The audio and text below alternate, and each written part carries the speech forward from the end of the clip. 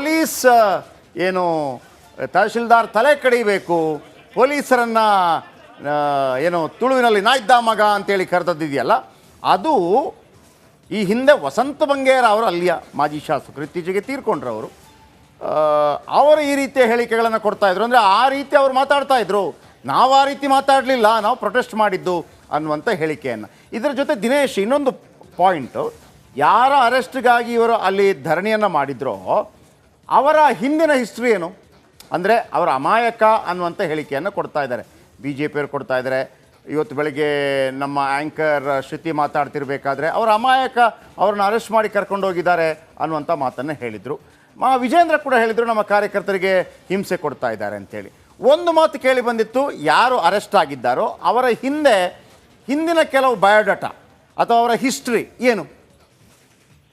ಹೌದು, ಶಶಿರಾಜ್ ಬಂಧನದ ವಿರುದ್ಧವಾಗಿ ನಡೆದಂತ ಈ ಒಂದು ಘಟನೆಗಳು ಅಂದ್ರೆ ಶಶಿರಾಜ್ನನ್ನು ಹರೀಶ್ ಪೂಂಜ್ ಅವರು ಏನೋ ಅಮಾಯಕ ಅಂತ ಹೇಳ್ತಾರೆ. ಆದ್ರೆ ಪೊಲೀಸರು ಹೇಳ್ತಿರುವ ಪ್ರಕಾರವಾಗಿ ಅಂದ್ರೆ ಆ ಒಂದು ಮೇಲಂತಬೆಟ್ಟುವಿನಲ್ಲಿ ಅಕ್ರಮ ಗಣಿಗಾರಿಕೆಗೆ ದಾಳಿ ಆಗಿತ್ತಲ್ಲ, ಅದರಲ್ಲಿ ಕೂಡ ಭಾಗಿದಾರ ಆಗಿದ್ರು ಅಂತ ಪೊಲೀಸರು ಹೇಳ್ತಿರುವಂತದ್ದು. ಜೊತೆಗೆ ಅವರ ಅಂದ್ರೆ ಶಶಿರಾಜ್ ಅವರ ಈ ಹಿಂದೆ ಅವರ ವಿರುದ್ಧ ರೌಡಿ ಶೀಟರ್ ಕೇಸು ಕೂಡ ಇತ್ತು ಅಂತ ಹೇಳಲಾಗ್ತಿದೆ. ಹಾಗಾಗಿ ಸಾಕಷ್ಟು ಅವರ ವಿರುದ್ಧವೂ ಕೂಡ ಒಂದಷ್ಟು ಮಾತುಗಳು ಕೇಳಿ ಬರ್ತಿದೆ. ಅಂದ್ರೆ ಇಂಥವರಿಗೆ ಅಂದ್ರೆ ಅಕ್ರಮ ಕಳ್ಳು ಗಣಿಗಾರಿಕೆಯಲ್ಲಿ ಜೊತೆಗಿದ್ದವರಿಗೆ, ಜೊತೆಗೆ ಈ ಹಿಂದೆ ರೌಡಿ ಶೀಟರ್ ನಲ್ಲಿ ಹೆಸರಿದ್ದವರಿಗೆ, ಇವರಿಗೆಲ್ಲ ಸಾಧ್ಯವಾದ್ರೆ ಅವರ ರೌಡಿ ಶೀಟರ್ ಆಗಿದ್ರು ಅನ್ನುವಂತ ಯಾವುದಾದ್ರೂ ದಾಖಲೆಗಳಿದ್ರೆ ದಯವಿಟ್ಟು ಅದನ್ನ ಪಡೆಯುವಂತ ಪ್ರಯತ್ನ ಮಾಡಿ. ಥ್ಯಾಂಕ್ ಯು ನಿಮ್ಮ ಅಪ್ಡೇಟ್ಸ್ಗೆ.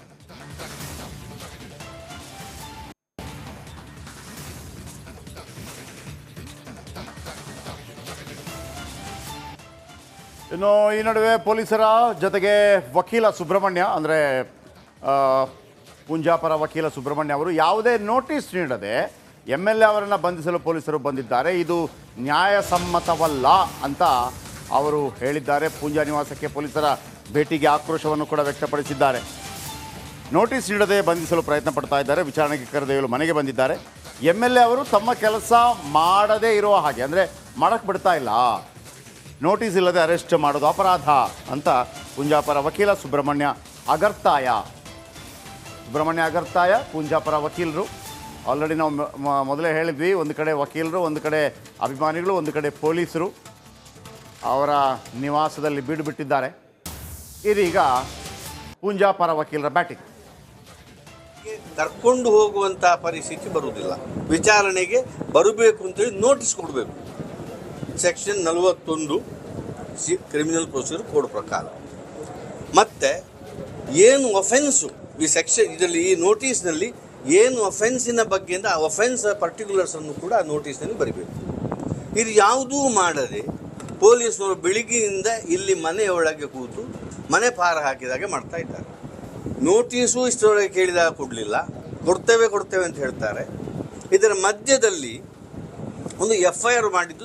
ನಮಗಂತೂ ಇವತ್ತು ನೋಟಿಸ್ ಕೊಟ್ಟದ್ದು 12 ಗಂಟೆಯ ಸಮಯ ಇದೆ. ಇವತ್ತು ಬೆಳಗ್ಗೆ ಬಂದು ನಿನ್ನೆಯ ಡೇಟಿನ ನೋಟಿಸ್ ಇವತ್ತು ಕೊಟ್ಟಿದ್ದಾರೆ.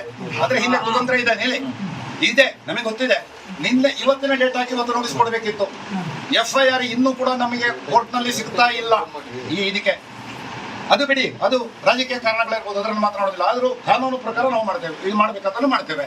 ಅದರ ಬಗ್ಗೆ ಯಾವುದೇ ವಿಚಾರಣೆಗೂ ಒಂದು ನೋಟಿಸು ಕೊಡದೆ ಅರೆಸ್ಟ್ ಮಾಡುವ ಹಾಗಿಲ್ಲ. 7 ವರ್ಷಕ್ಕಿಂತ ಕಡಿಮೆ ಶಿಕ್ಷೆ ಆಗುವ ಅಪರಾಧಗಳಲ್ಲಿ ಎಲ್ಲದರಲ್ಲಿಯೂ ನೋಟಿಸ್ ಕೊಡಬೇಕು. ಈಗ ಒಂದು ಕೇಸಿಗೆ ನೋಟಿಸ್ ಕೊಟ್ಟಿದ್ದಾರೆ, ಇನ್ನೊಂದು ಕೇಸಿಗೆ ಇನ್ನು ನೋಟಿಸೇ ಕೊಟ್ಟಿಲ್ಲ.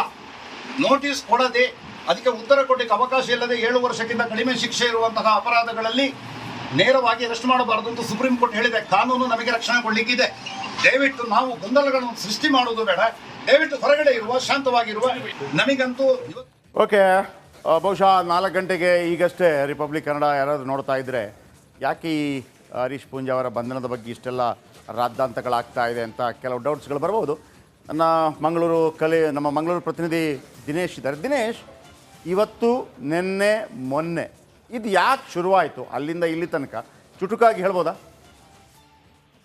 ಇದು ಯಾಕೆ ಶುರುವಾಯಿತು ಅಂತ ಹೇಳಿದ್ರೆ, ದಕ್ಷಿಣ ಕನ್ನಡ ಜಿಲ್ಲೆಯ ಬೆಳ್ತಂಗಡಿನ ಮೇಲಂತಬೆಟ್ಟುನಲ್ಲಿ ಒಂದು ಅಕ್ರಮ ಕಲ್ಲು ಗಣಿಗಾರಿಕೆಗೆ ತಹಶೀಲ್ದಾರ್ ನೇತೃತ್ವದಲ್ಲಿ ದಾಳಿ ನಡೆದಿತ್ತು. ನಂತರ ಆ ಒಂದು ಏನು ಅಕ್ರಮ ಗಣಿಗಾರಿಕೆಯಲ್ಲಿ ಏನು ಭಾಗಿದಾರ ಆಗಿದ್ದಾರೆ ಅಂತ ಹೇಳ್ಕೊಂಡು ಬಿಜೆಪಿ ಯುವ ಮುಖಂಡರಾದಂತಹ ಶಶಿರಾಜ್ ಅವರನ್ನ ಬಂಧನ ಮಾಡ್ತಾರೆ ಪೊಲೀಸರು. ಮೇ 18ನೇ ತಾರೀಕಿಗೆ ಬಂಧಿಸಿದಂತ, ಅಂದ್ರೆ ರಾತ್ರಿ ವೇಳೆ ಬಂಧಿಸಿದಂತ ದಿನವೇ 2 ಗಂಟೆ ರಾತ್ರಿಗೆ ಹರೀಶ್ ಪೂಂಜಾ ಅವರು ಬೆಳ್ತಂಗಡಿ ಪೊಲೀಸ್ ಠಾಣೆಗೆ ಹೋಗಿ ಒಂದಷ್ಟು ಧರಣಿ ಕೂತ್ಕೊಳ್ಳುವಂತ ಕೆಲಸ ಮಾಡ್ತಾರೆ. ಜೊತೆಗೆ ಪೊಲೀಸರನ್ನ ತರಾಟೆಗೆ ತೆಗೆದುಕೊಳ್ಳುವಂತ ಕೆಲಸವೂ ಕೂಡ ಮಾಡ್ತಾರೆ. ಇಲ್ಲಿ ಆ ತರಾಟೆಗೆ ತೆಗೆದುಕೊಳ್ತಿರುವಂತಹ ಸಂದರ್ಭದಲ್ಲಿ ಹರೀಶ್ ಪೂಂಜಾ ಅವರು ಇದು ತಾನೇ ಏನು ನಿಮ್ಮ ಅಪ್ಪಂದ ಅನ್ನುವಂತ ಒಂದು ಮಾತನ್ನು ಬಳಸಿರುವಂತದ್ದು ಮತ್ತು ಬೆದರಿಕೆ ಹಾಕಿದ್ದಾರೆ ಅಂತ ಅವರ ವಿರುದ್ಧ ಒಂದು FIR ದಾಖಲಾಯಿತು. ನಂತರದಲ್ಲಿ ಸಾಕಷ್ಟು ಬೆಳವಣಿಗೆ ಕೂಡ ಆಯ್ತು.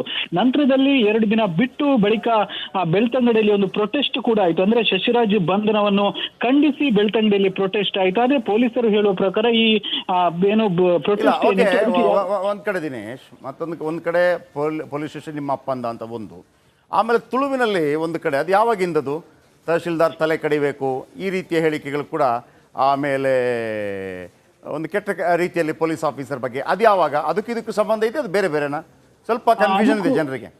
ಅದಕ್ಕೂ ಇದಕ್ಕೂ ಸಂಬಂಧವೇ ಇರುವಂತದ್ದು. ಯಾಕಂದ್ರೆ ಏನು ಶಶಿರಾಜ್ ಬಂಧನದ ನಂತರ ಬಂಧನವನ್ನು ಖಂಡಿಸಿ ಬೆಳ್ತಂಗಡಿಯಲ್ಲಿ ಪ್ರತಿಭಟನೆ ಮಾಡಿದ್ರು. ಅಂದ್ರೆ ಆ ಬಂಧನವನ್ನು ಖಂಡಿಸಿ ಶಾಸಕ ಹರೀಶ್ ಪೂಂಜಾ ನೇತೃತ್ವದಲ್ಲಿ ಸಾಕಷ್ಟು ಬಿಜೆಪಿ ನಾಯಕರು ಕೂಡ ಇದ್ರು, ಜೊತೆಗೆ ಸಾವಿರಾರು ಮಂದಿ ಬಿಜೆಪಿ ಕಾರ್ಯಕರ್ತರು ಕೂಡ ಇದ್ದು ಆ ಒಂದು ಬಂಧನವನ್ನು ಖಂಡಿಸಿರುವಂತ ಒಂದು ಪ್ರತಿಭಟನಾ ಸಭೆ, ಅಂದ್ರೆ ತಾಲೂಕು ಕಚೇರಿ ಎದುರು ನಡೆದಂತಹ ಒಂದು ಪ್ರತಿಭಟನಾ ಸಭೆ. ಈ ಒಂದು ಪ್ರತಿಭಟನಾ ಸಭೆಯಲ್ಲಿ ಆಮೇಲೆ ಈಗ ಇಲ್ಲ, ಆಕ್ಚುಲಿ ಅದು ವಸಂತ ಬಂಗೇರ ಹಿಂಗ್ ಹೇಳ್ತಿದ್ರು ಅಂತ ಹೇಳಿ ಹರೀಶ್ ಪೂಂಜಾ ಹೇಳಿದ್ದಾರೆ ಅನ್ನೋದು ಇದು ಸೋಷಿಯಲ್ ಮೀಡಿಯಾದಲ್ಲಿ ಬಾರಿ ಚರ್ಚೆ ಆಗ್ತಿದೆ. ಕಾಂಗ್ರೆಸ್ನವ್ರು ಅರ್ಧ ಕಟ್ ಮಾಡಿ ಆ ವಸಂತ ಬಂಗೇರ ಅವರು ಹಿಂಗ್ ಹೇಳ್ತಿದ್ರು ಅನ್ನೋ ಪಾರ್ಟನ್ ಕಟ್ ಮಾಡಿದ್ದಾರೆ. ಕೇವಲ ಪೊಲೀಸರ ವಿರುದ್ಧವಾಗಿ ಅವಾಚ್ಯವಾಗಿ ಬೈದಿದ್ದಾರೆ ಅನ್ನೋ ರೀತಿಯಲ್ಲಿ ತೋರಿಸ್ತಿದ್ದಾರೆ ಅನ್ನೋದು ಸೋಷಿಯಲ್ ಮೀಡಿಯಾದಲ್ಲಿ ನಡೀತಿದೆ ವಾದ.